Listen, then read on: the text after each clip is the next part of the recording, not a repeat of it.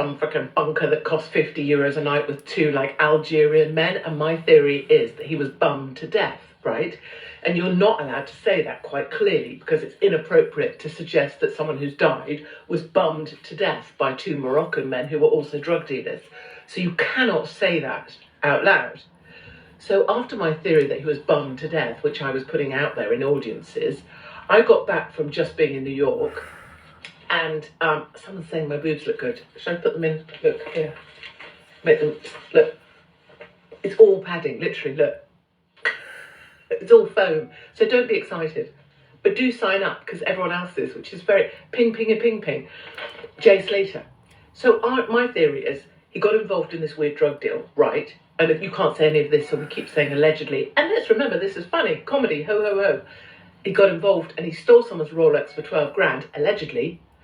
And then he got taken to a bunker because he'd been very naughty and stolen someone's Rolex, allegedly, and was allegedly drug dealing, allegedly with this weird girl that was also out there allegedly drug dealing. And then I reckon he got one, bummed to death, and two, they took him up the mountains and threw him in a gully after they'd finished bumming him and they broke all of his bones. That's my theory. Now, clearly, you can't say any of this stuff because it would be highly illegal and you'd have the police at your door for hate speech. So that would happen. But any which way, he was found in the bottom of a gully, up a mountain, every single bone in his body broken. Well, not all of them, but I'm just kind of, elaborating on the story with broken bones. And people are saying consistent with a fall. Yeah, shocking.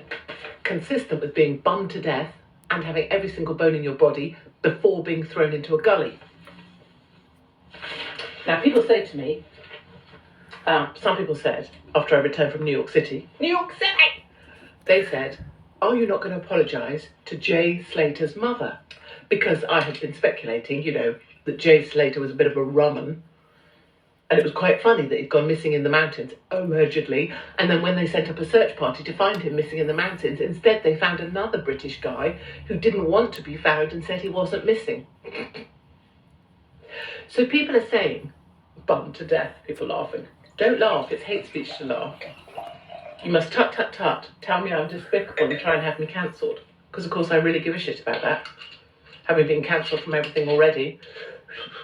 Or you could report me to a lawyer, I suppose, but then I don't own anything, so don't really give a shit about that.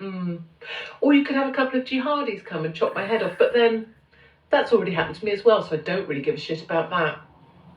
Or you could send West Midlands police to my door. Well, that's only happened 4 times already, so I don't really give a shit about that. Oh, sorry, you're going to report my kids to social services to have them taken away from me. Oh, well, that's already happened twice, so I don't really give a shit about that.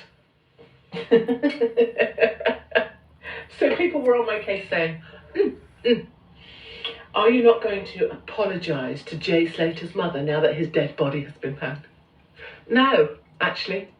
She brought up a rumman, and that can happen to all of us. Any of my kids could be drug dealers. I hold my hand up and say, that could be me, I get it.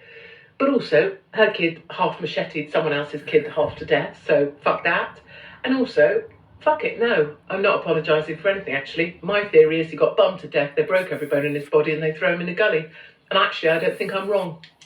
So do what you've got to do, but that's my view.